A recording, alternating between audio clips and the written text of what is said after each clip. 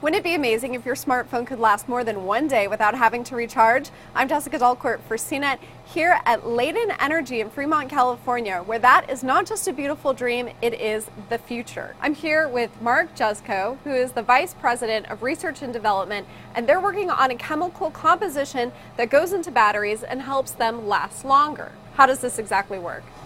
We've developed a new electrolyte system in here which can be used with any cathode or any anode material, and this allows us to get very high energy densities within our system. We're using a lithium imide salt as opposed to the standard LiPF6 salts, and this lithium imide salt is very stable.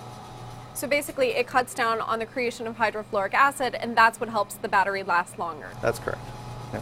Okay, so now we're going to take a tour of your R&D facility here. What are we looking at with these arms popping out? What we do in here is we get the materials ready for the battery. So right now Lana is preparing materials, she's weighing them out and getting them ready to put into cells. So Mark, I see that this is the cathode room, and I'm looking now at a spinning cylinder. What is this?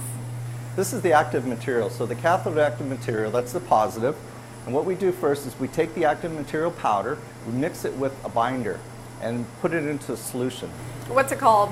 This is the slurry. The slurry. All right, can we see it?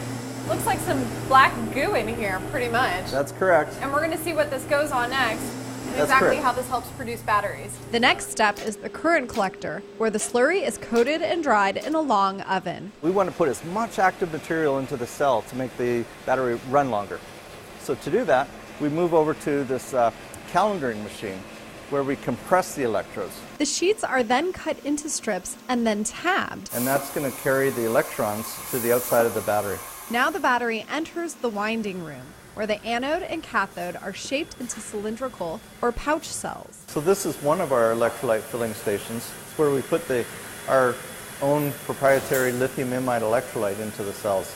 Now that the cell is made that's going to be part of the battery, Layton isn't finished yet because now they have to do some testing. So we've got our trusty goggles here.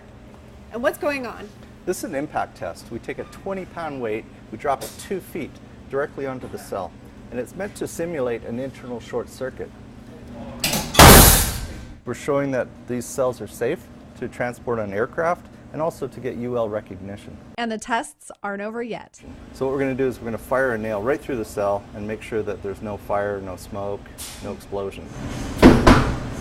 So you can see that's an excellent result.